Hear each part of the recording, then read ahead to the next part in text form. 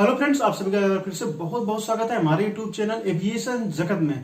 तो दोस्तों आज हम पढ़ने वाले हैं टकास सिस्टम के बारे में कि टकास सिस्टम क्या होता है, दो एयरक्राफ्ट के बीच के सेपरेशन को कैसे बनाए रखा जाता है। जब कोई एयरक्राफ्ट हमारा फ्लाई कर रहा है, दो एयरक्राफ्ट के बीच के टक्कर न हो जाए, इन सब चीजों का कैसे ध्यान रखा जाता है। तो सबसे पहले 1950 में लाया गया आकाश सिस्टम को, ACAS airborne collision avoidance system को लाया गया 1950 में। उसके पहले ऐसे कोई भी सिस्टम नहीं थे जिससे कि सेपरेशन को पता किया जा सके दो एयरक्राफ्ट के बीच में कितना, क्योंकि उतनी ज्यादा उस टाइम ट्रैफिक भी नहीं हुआ करती थी। 1950 के बाद बहुत ज्यादा एयरक्राफ्ट बने तो ट्रैफिक बढ़ने लगी जैसे एयरक्राफ्टों की, तो उसके साथ नए नए एडवांस सिस्टम लाया गया। टकास सिस्टम को आने में लगभग 50 साल का टाइम लग गया। तो इसमें क्या है टकास सिस्टम में, टकास सिस्टम को तीन भाग, लगभग ऐसा नहीं कि एक टकास होते या दो, इसमें जो है टोटल दोस्तों तीन टकास होते हैं, टकास 1, 2, 3। जनरली आप टकास 3 के बारे में नहीं सुने होंगे, तो मैं यहाँ पर उसको बताने वाला हूँ। टकास 1 क्या होता है। टकास 1 का दोस्तों काम है ट्रैफिक एडवाइजरी देना। ट्रैफिक एडवाइजरी लाइक हमारा कोई भी एयरक्राफ्ट जो कि हमारे सामने से कोई एयरक्राफ्ट आ रहा है, मान लीजिए हमारा एक एयरक्राफ्ट यहाँ पर है, तो अगर उनके बीच का सेपरेशन, अगर वो अगले 40 सेकंड के बाद जो हैं अगर टकराने वाले हैं, टकराने क्या है, क्लोजेस्ट पॉइंट ऑफ अप्रोच बोलते हैं, CPA पॉइंट होता है, जो कि हमारा कंप्यूटर होता है, जो टकास का कंप्यूटर होता है वो उसमें पता करता है। कैसे पता करता है, हमारे एयरक्राफ्ट में लगा रहता है ट्रांसपॉन्डर, टकास का सब ट्रांसपॉन्डर भी होते हैं। ट्रांसपॉन्डर का क्या काम होता है, ट्रांसपॉन्डर जो है आज के टाइम में सबसे ज्यादा यूज होने वाला ट्रांसपॉन्डर है मोड एस का ट्रांसपॉन्डर। मोड एस का ट्रांसपॉन्डर जो है 1030 मेगाहर्ट्ज की फ्रीक्वेंसी को ट्रांसमिट करता है, और जो सामने वाला जो हमारा एयरक्राफ्ट है वो क्या करेगा, 1090 मेगाहर्ट्ज की फ्रीक्वेंसी को माध्यम से हमारे इस एयरक्राफ्ट को बताएगा कि हमारा रेंज क्या है, हमारा अल्टीट्यूड क्या है, हमारी स्पीड क्या है, जो भी हमारा सामने वाला एयरक्राफ्ट हो गया। लाइक इस एयरक्राफ्ट से मोड एस से पहले क्या हुआ, 1030 की फ्रीक्वेंसी गई, तो ऐसे इसको कैच करेगा। और जो है फिर हमारा जो सामने जो हमारा होस्ट एयरक्राफ्ट है, जो सामने वाला एयरक्राफ्ट है, वो जो है फ्रीक्वेंसी भेजेगा 1090 की। और जो हमारे टकास में कंप्यूटर्स होते हैं, कंप्यूटर्स जो है CPA पॉइंट बताते हैं, क्लोजेस्ट पॉइंट ऑफ अप्रोच क्या है एयरक्राफ्ट का, क्योंकि कंप्यूटर से कैलकुलेट करते हैं कि ये दोनों एयरक्राफ्ट जो है कहां पर जाकर के टकरा सकते हैं आगे। तो वो एक काम हो गया। मोड एस का काम क्या हो गया दोस्तों, ट्रांसपॉन्डर का, कि बताना जो है फ्रीक्वेंसी ट्रांसमिट करना, और फिर वहां से भी सामने से फ्रीक्वेंसी आई, और कंप्यूटर हमारा सेंस करेंगे, पूरा कैलकुलेट करेंगे कि उनका स्पीड क्या है, अल्टीट्यूड क्या है सामने वाले एयरक्राफ्ट का, और CPA पॉइंट कहां पर जाकर के टकरा सकते हैं। तो टकास अब आगे, इसके बाद आता है टकास सिस्टम। टकास का क्या काम है, टकास जो है ट्रैफिक, जो टकास 1 होता है वो क्या करता है, ट्रैफिक एडवाइजरी प्रोवाइड करता है, कि हमारा बताता है एयरक्राफ्ट को कि अभी जो है अगले 40 सेकंड बाद इस पॉइंट पर हमारा एयरक्राफ्ट जो है कोलिजन कर सकता है। तो आप जो है उस एडवाइजरी जारी करेगा, ऐसा नहीं, इसमें एक्शन नहीं लेना है आपको, बस एडवाइजरी जारी करेगा।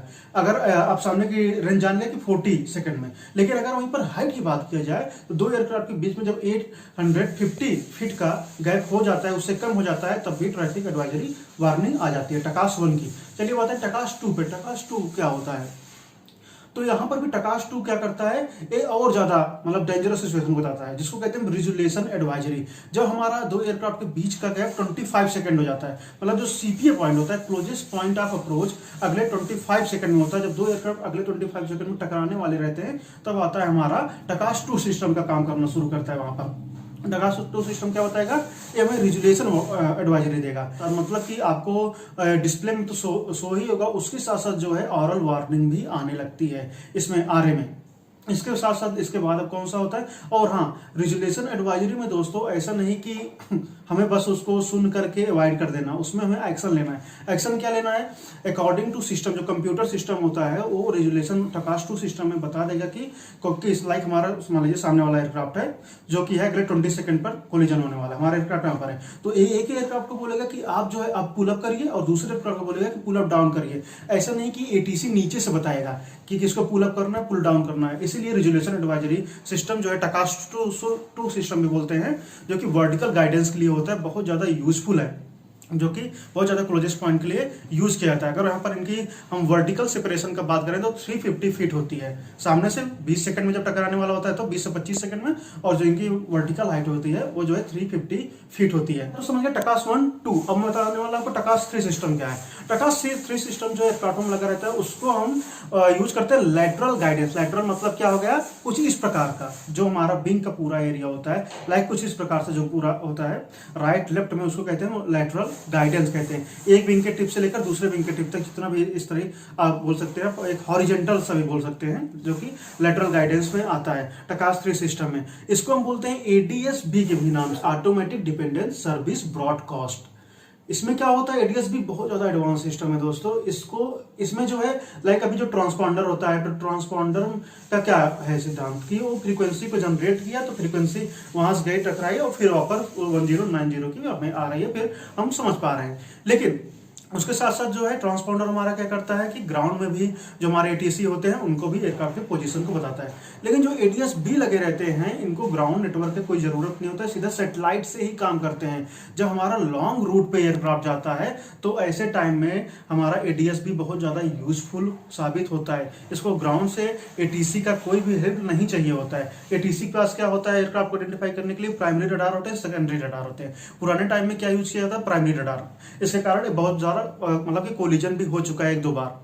प्राइमरी रडार का क्या काम होता है, प्राइमरी रडार बस ये बताता है कि हमारा एयरक्राफ्ट इस जोन में है। लेकिन जो सेकेंडरी रडार जो और ज्यादा अपडेटेड वर्जन लाया गया, सेकेंडरी रडार बताता है कि हमारा एयरक्राफ्ट किस पोजीशन पर है, कितना फ्लाइट लेवल है, उसकी स्पीड क्या है और उसकी हेडिंग क्या है, ये हमारा सेकेंडरी रडार बताता है। और एडीएस-बी इन सभी चीजों को एक साथ बता सकता है। ये जनरली जो है लैटरल गाइडेंस और लॉन्ग रूट का जब फ्लाइट होता है, जहां पर एटीसी लाइक अगर आप ऊपर सी फ्लाई कर रहे हैं तो आप वहां पर एडीएस-बी का यूज करते हैं, डायरेक्टली सैटेलाइट से ही वर्क करके बता देता है एयरक्राफ्ट हमारा एक दूसरा एयरक्राफ्ट कितनी दूरी पर है, आगे का वेदर क्या है। तो बेसिकली पायलट कैसे जानेगा कि एयरक्राफ्ट जो है सामने और टकराने वाला है कि नहीं, अंदर जो है डिस्प्ले में देखकर कैसे पता चलता है। तो ये सब सारी information EHSI electronic horizontal situation indicator में दी जाती है। अगर हमारे लाइक जो भी एयरक्राफ्ट का सिंबल होता है डायमंड में बना रहता है। अगर हमारा एयरक्राफ्ट फ्लाई कर रहा है और जो भी यहाँ पर एयरक्राफ्ट दिख रहा है डायमंड जैसा और उसमें कुछ भी फिल नहीं है, बिल्कुल एक नॉर्मल सा सिंबल बना हुआ डायमंड का, तो इसका मतलब है कि वो एयरक्राफ्ट दूर है हमसे। अगर कोई एयरक्राफ्ट हमसे ऊपर है, लाइक कि मान लीजिए उसमें उसका शेप है सर्कल जैसा और उसकी हाइट है +7 उसमें लिखा हुआ है, तो इसका मतलब ये होता है, और कुछ एरो ऊपर साइड है, अगर एरो ऊपर साइड है तो इसका मतलब कि वो एयरक्राफ्ट हमारा क्लाइंबिंग कर रहा है। +7 लिखा है, +7 से आप समझ सकते हो कि एयरक्राफ्ट हमारा इतना ऊपर है हमसे, इस फेज में है कि 7 अगर +7 है तो 700 फीट ऊपर है हमारा एयरक्राफ्ट। और ऐसी कंडीशन में इसको क्या बोलते हैं, इसको बोलते हैं दोस्तों ट्रैफिक एडवाइजरी, जिसका कलर आता है एम्बर में। अब चलिए ठीक उसी प्रकार से जब आपके एयरक्राफ्ट के नीचे कोई एयरक्राफ्ट होगा तो कैसे सिंबल होगा, उसका सिंबल जो है होता है कुछ रेक्टेंगल में बना रहता है उसका सिंबल। और वहां पर जो है लाइक जो हमारा एरो अगर नीचे की तरफ है तो मतलब कि डाउन साइड जो है क्लाइम कर रहा है, अगर ऊपर की तरफ एरो है तो अप साइड क्लाइम कर रहा है, और -1 है इसका मतलब होगा कि वो आपसे 100 फीट नीचे है एयरक्राफ्ट। और अगर उसका कलर रेड कलर है तो ऐसी कंडीशन में जान जाइए कि रेजुलेशन एडवाइजरी आ गई। अगर रेड कलर आ गया, रेजुलेशन एडवाइजरी है, अब आपको एक्शन लेना है। रेजुलेशन एडवाइजरी मैंने ऑलरेडी बताया कि किसमें किसी प्रकार से आपको एटीसी इन्फॉर्मेशन नहीं देने वाला है। आपका जो टकास 2 सिस्टम है वही बताएगा कि किसको अप जाना है, पुल अप करना है, किस एयरक्राफ्ट को पुल डाउन करना है। तो इस प्रकार से कुछ बेसिकली जो इन्फॉर्मेशन होती है। चलिए अब इसका एंटीना के बारे में आ जाइए कि एंटीना कैसा रहता है। तो इसमें दोस्तों 2 एंटीना लगे रहते हैं, एक एयरक्राफ्ट के ऊपर, एक एयरक्राफ्ट के नीचे। उसी प्रकार से ट्रांसपॉन्डर के भी 2 एंटीना होते हैं, एक ऊपर एयरक्राफ्ट के, एक नीचे एयरक्राफ्ट के। जो एंटीना होता है ऊपर वाला उसको डायरेक्शनल एंटीना कहते हैं, और जो नीचे एंटीना लगा रहता है उसको ओमनी डायरेक्शनल एंटीना भी बोला जाता है टकास सिस्टम के। तो दोस्तों आई होप ये इन्फॉर्मेशन आपके लिए यूजफुल रहा होगा। अगर इंपॉर्टेंट है वीडियो आपके लिए यूजफुल रहा तो प्लीज सब्सक्राइब कर लेना, सपोर्ट कर लेना। Thank you friends for watching video.